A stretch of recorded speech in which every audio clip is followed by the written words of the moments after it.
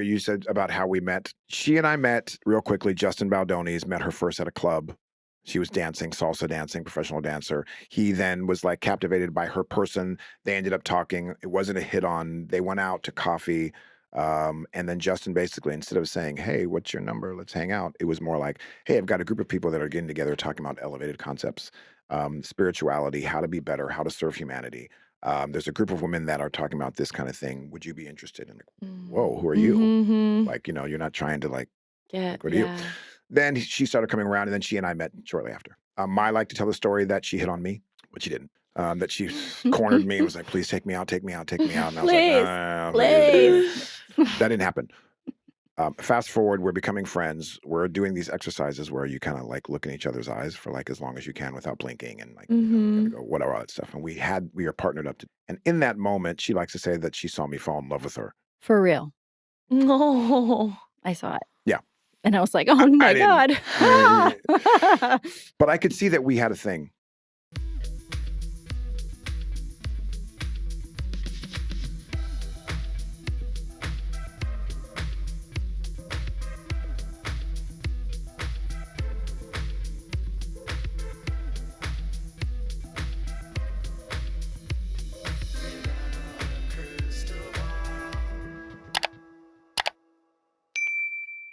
Hi, friends. It's Katie from Without a Crystal Ball. Welcome back to my channel. Ryan Reynolds and Blake Lively are really trying hard to get out of this lawsuit that Justin Baldoni filed against them. And they seem to be panicking a little bit because Ryan's response to the motion to dismiss opposition was really scaled down in terms of the tone. He didn't have a lot of disdain or anger or go on and on and on about what a bad person Justin Baldoni was, and tried to stick to the arguments of their opposition. But there was some little nuggets in the opposition that I thought were interesting. And then there's a new report that Blake is regretting suing Justin Baldoni. I don't know if I believe that, but I don't know. I really don't know. And she also responded to Adam Monsheen speaking out about the set of It Ends With Us and why she's so uncomfortable about his presence in her life. We have a lot to cover today, and I want to try to make this video under a half an hour. So let's start with the response that Blake Lively had to Adam Monsheen coming forward, refuting her claims about what happened during the bursting of It Ends With Us. Blake doubled down, even though Adam has said nothing happened on the set and everything was fine and she acted totally normal. She doubled down and said Blake was extremely uncomfortable, and understandably so, when she learned the actor who was placing his face between her legs was the boss's best friend. But apparently, Baldoni and company think it was perfectly fine to have his best friend play that role out of all the actors that could have been chosen. Isn't it amazing how she can take a very interesting point of view here and turn it into something nefarious? She's an actress that was hired to play a role in a film. The script includes a birth scene. She knew she was going to have to give birth on camera. This was an agreed to scene, and now she's making an issue of the actor who has credits with IMDb and touring credits and a master's of fine arts and all of these things as diminishing into someone that's putting the head in the face of her lady bits. It takes a lot of work for the mental gymnastics that she has. So that was her response to Adam Monsheen, which I don't find super compelling. There's also some discussion that Blake and Ryan are regretting what's happening in their lives. And the Daily Mail brought out a bunch of new photographs of them at a horse event where their daughter was riding horses for a competition. And it was in New York somewhere. And they're saying that she is starting to regret the decision of filing this lawsuit. And Blake is striving, the source said this Blake is striving for normalcy in her life, but the past few weeks have been incredibly challenging. It seems like every move she makes is now under constant criticism. She feels like her entire life has been turned upside down. Generally speaking, the worst thing that you can do if you're in the middle of a PR crisis is to file a lawsuit, because it only amplifies the PR crisis and it makes it worse. Some people think that filing a lawsuit will improve their position, but ultimately it can just expose more of the problems.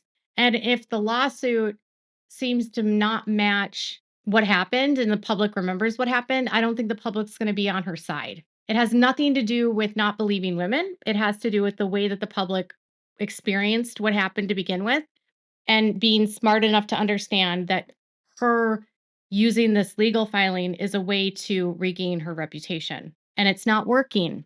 So, of course, she's going to be under criticism.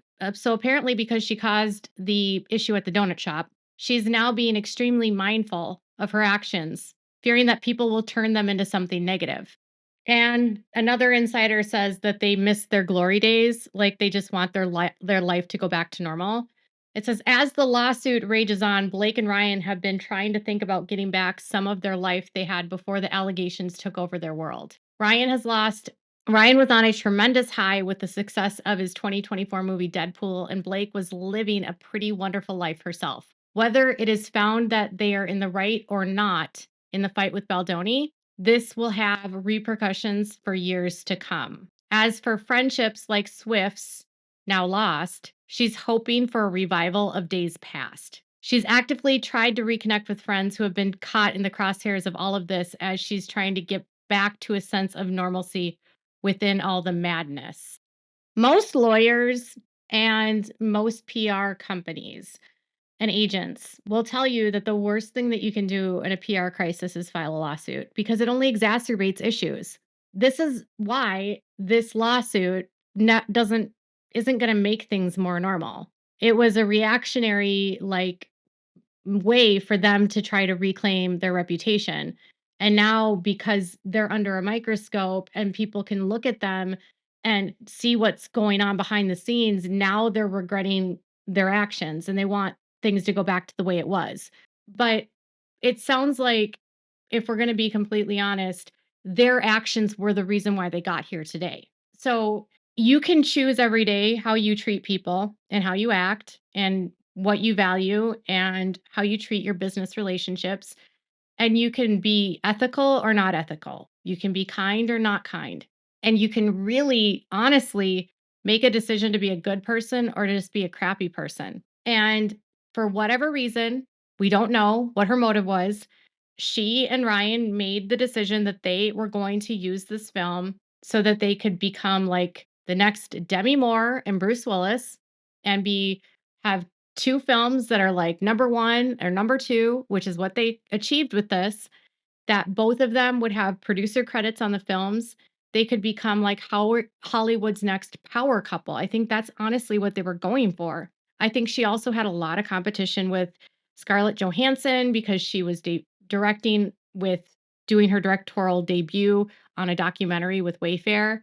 And Margot Robbie, who she lost the Wolf of Wall Street lead to, the year before had a massive film, Barbie, and she wanted her Barbie moment. And she was never going to be cast in Margot's film because it was Margot's film.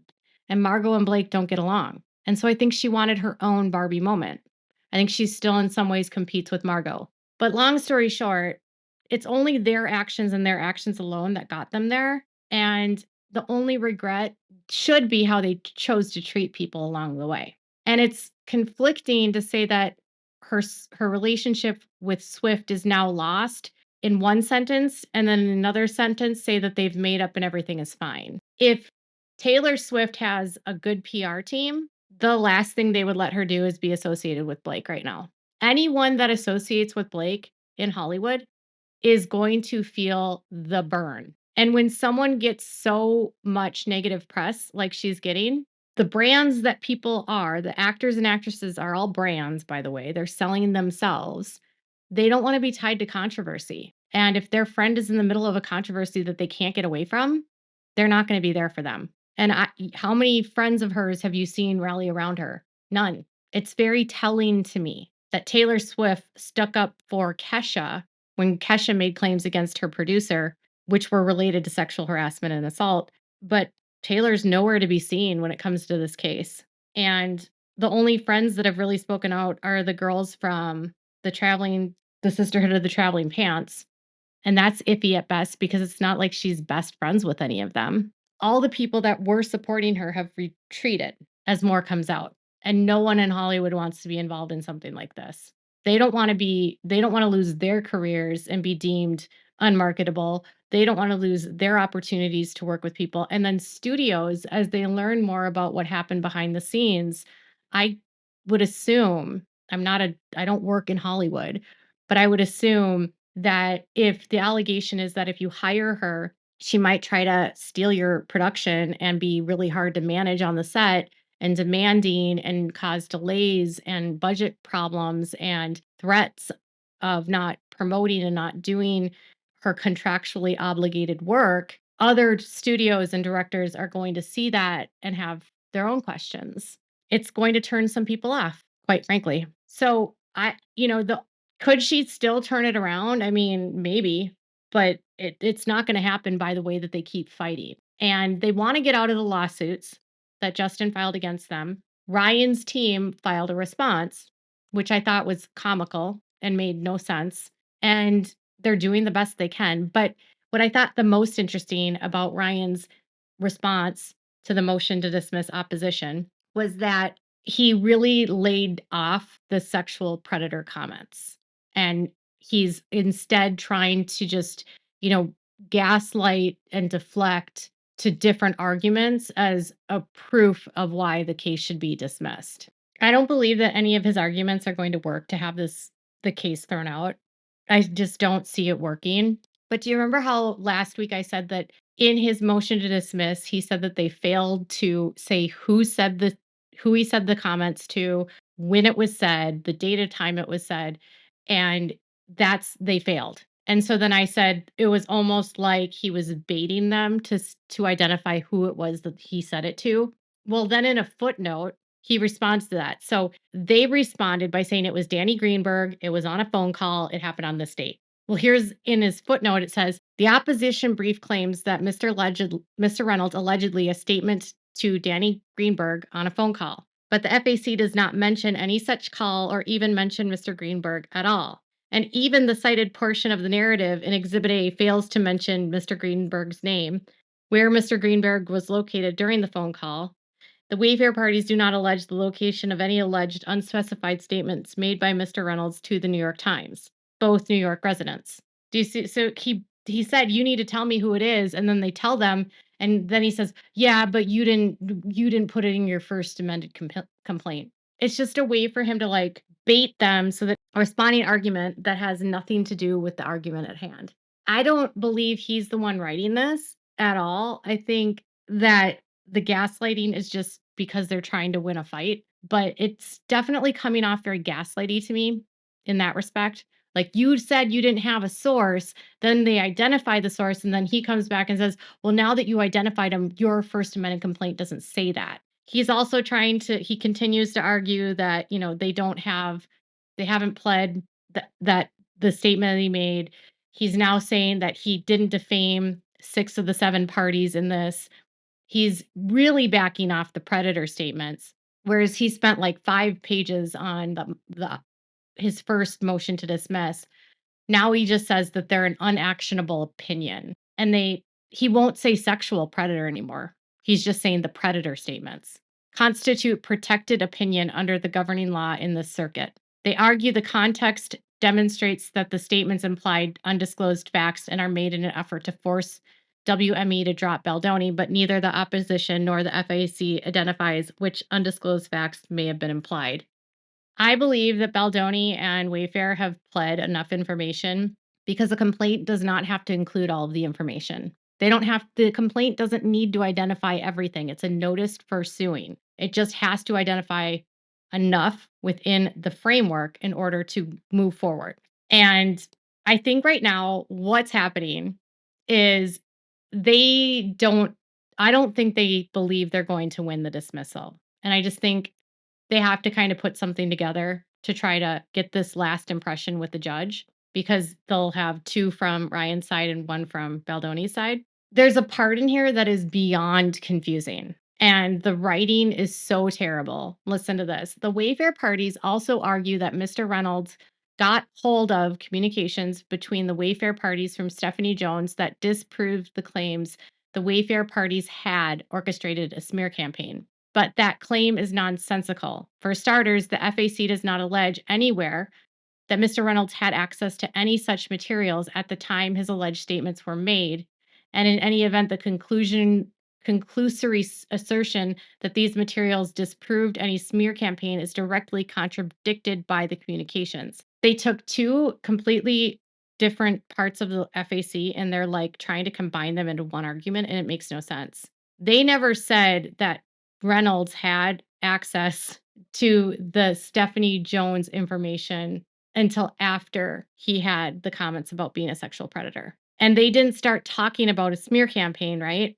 Until after he made those comments.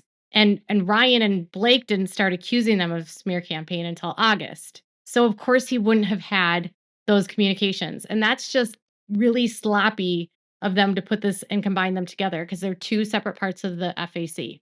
They also try to say that they've admitted to an untraceable campaign. No, they haven't. I don't know who wrote this, honestly. I don't know who put this together. This is one of the worst written responses I've seen in a very long time. When Wayfair did their opposition to the motion to dismiss, they brought up the idea that Ryan's company was negligent under a California law, which is negligent interference, and that under this specific law, they had a duty of care not to cause harm to the film. And in order to meet this burden, in order to use duty of care and to get this claim to go forward, you have to meet like these different prongs within the state that they use. And they allege that because Ryan had a contract, he was hired to do the work for the promotion, and then he went on to defame them and caused harm to the actual project, that he had a duty of care under the law not to interfere or cause harm to the film or the studio itself. They argued that as an agent, Reynolds may be under a duty not to recklessly damage the film's director, lead actor, and studio in the eyes of the public or their talent agency.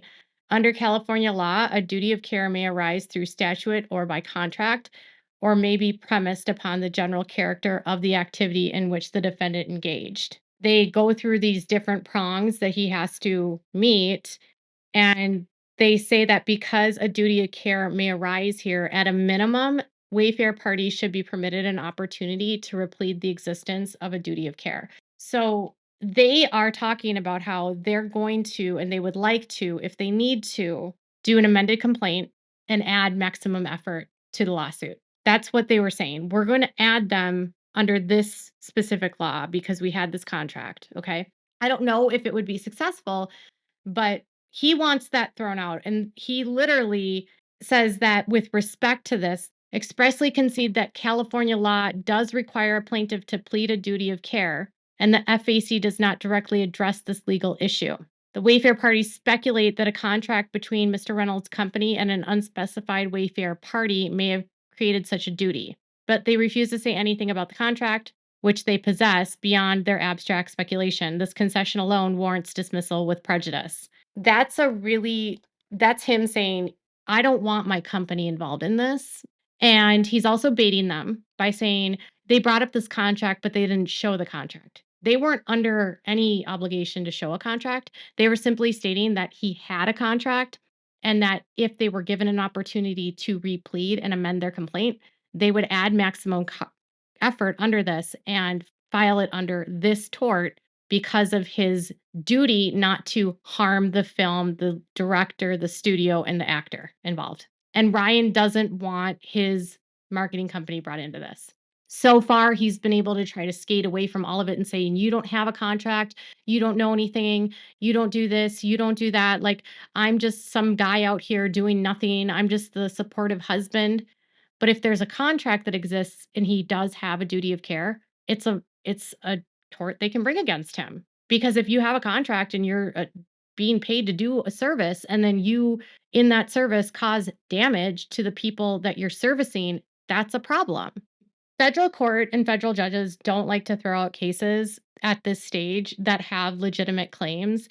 And I don't see them throwing this out. And then if they were they were going to throw it out, they would dismiss it with the opportunity to leave to amend. Because if there are small minor issues that can be cleaned up in an amended complaint, the court is going to give the opportunity to the defendant or the plaintiff in this case to clean it up, to give them an opportunity to get it right.